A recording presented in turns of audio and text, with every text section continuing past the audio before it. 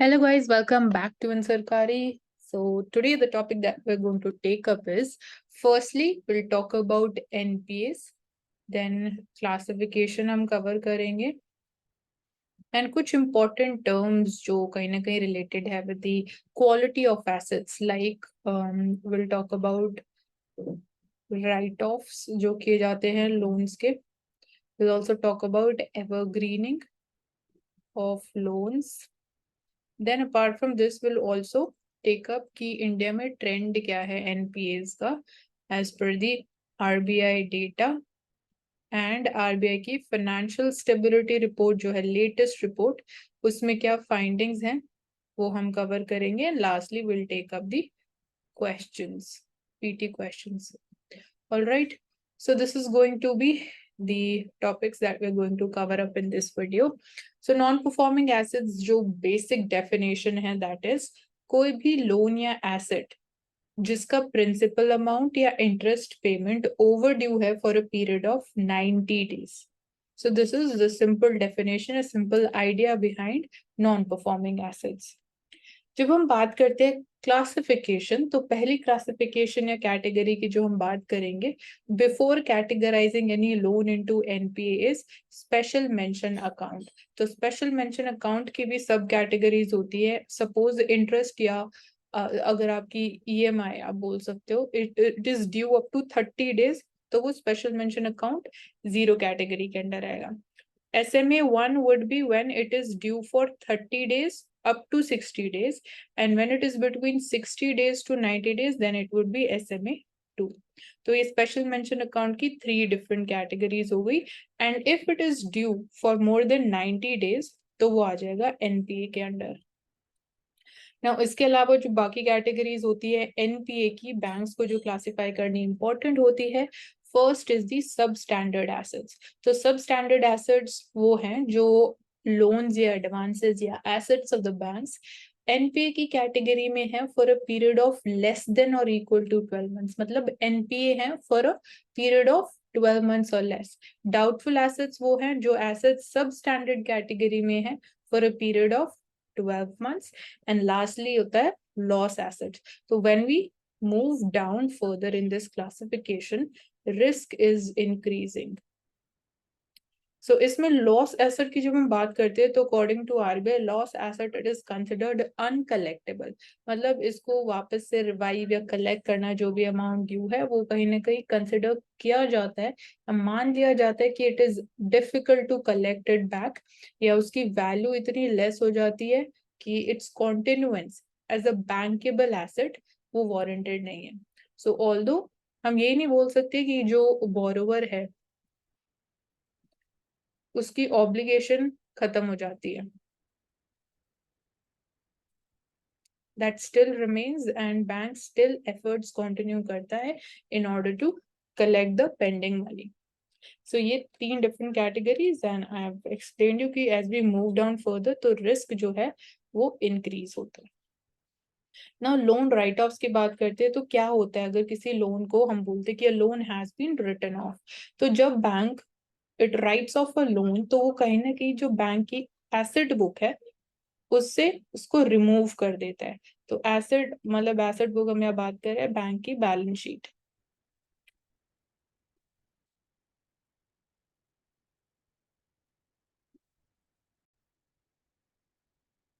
So this action is taken when the borrower has failed to repay the loan, and जो chances हैं of recovering the loan outstanding जो भी amount है वो बहुत ही कम हो जाता है. तो तब ये एक्शन लिया जाता है कि loan is written off from the bank's balance sheet. जो डिफॉल्टेड लोन होता है उसको अगेन हम एनपीए भी बोल सकते हैं, उसको ट्रांसफर कर दिया जाता है एसेट साइड से and it is recorded as a loss. तो एसेट साइड्स बेसिकली जो बैंक्स लोन देते हैं एंड उन पे जो डिफॉल्ट्स होता है, the borrower fails to repay the amount, then it is categorised as a loss asset and वो बैंक के लिए बेसिकली एसेट नहीं रहता है. सो जब लोन रिटर्न ऑफ कर दिया जाता है bank is required to continue the effort. इसका मतलब ये नहीं कि बोरोवर की ऑब्लिगेशंस खत्म हो जाती है, bank stop asking for money या stop trying for recovering the pending outstanding amount. So provisioning भी जब हम बात करते हैं, जो रिटर्न ऑफ अमाउंट होता है उस पे प्रोविजनिंग भी करनी इम्पोर्टेंट है.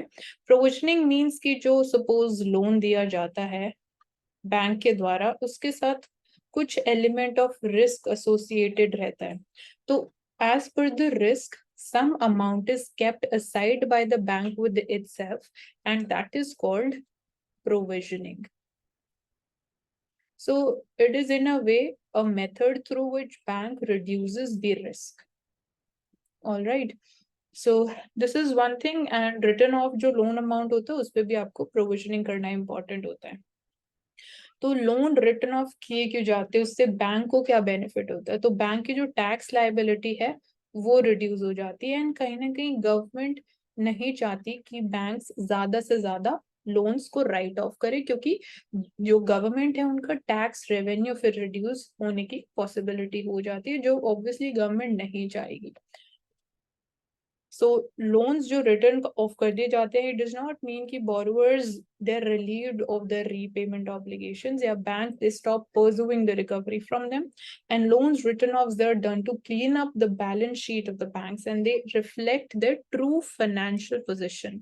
मतलब कि जो बाकी assets बच गए, once the loans have been written off, the we can say the NPAs have been written off, in a way the loans which are not performing nicely, they have been written off.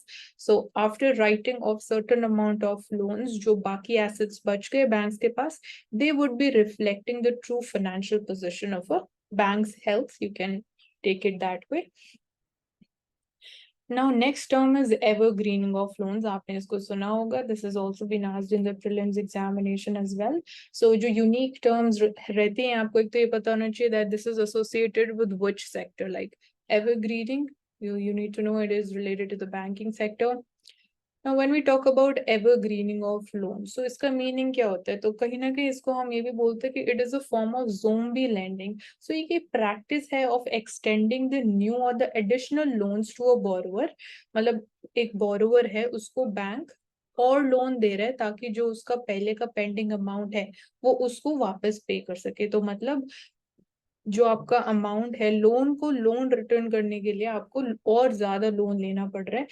तो उसकी वजह से जब हम बात करते हैं quality of assets, वो कहीं ना कहीं कंसील किए जाते हैं through evergreening of the loans. So RBI has also expressed the concerns कि जो banks हैं, if they are getting over aggressive growth strategies के लिए वो evergreening of loans वाली practice में involve ज्यादा हो रहे हैं. So this is not good for the health of our banking system, of our financial system. So this practice in a way it conceals जो true status है stressed loans का, क्योंकि जो loans है already अगर आप loan को repay करने के लिए और loan ले रहे हो, तो वो कहीं ना कहीं जो ट्रू स्टेटस है स्ट्रेस्ड एसेट्स का वो हाइड करता है, वो उसको कंसील कर देता है.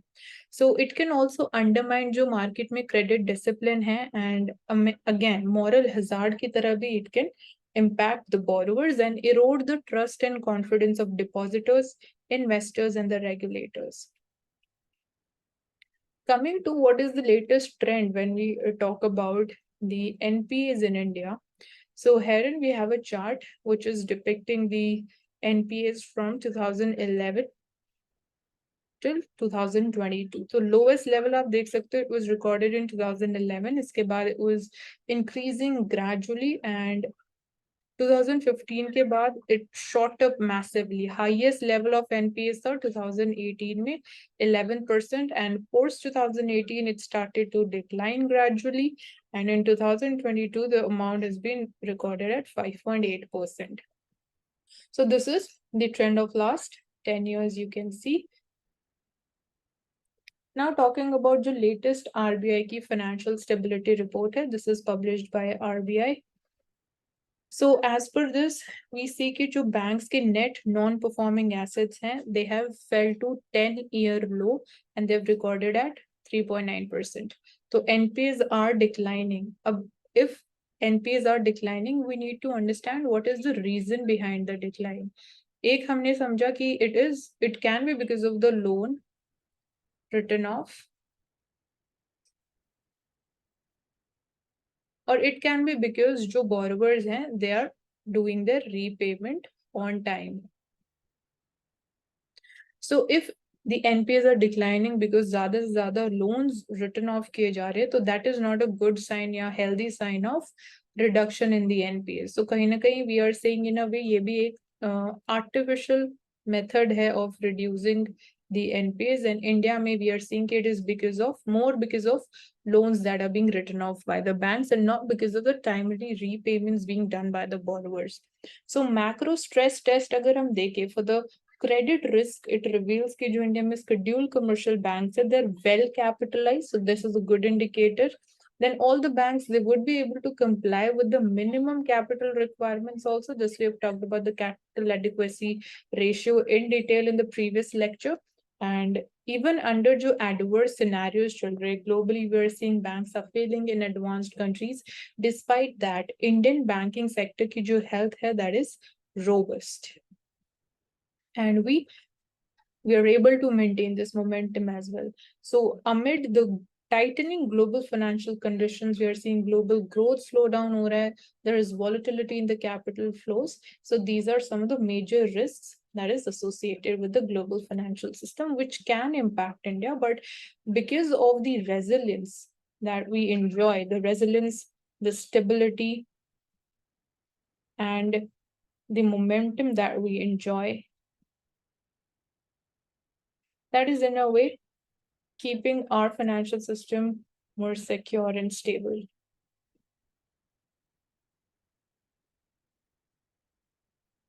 Then global financial system, it has been impacted because we are seeing there are significant strains since early March 2023 from the banking turmoil that was witnessed in USA and even in Europe. We saw some banks, they failed.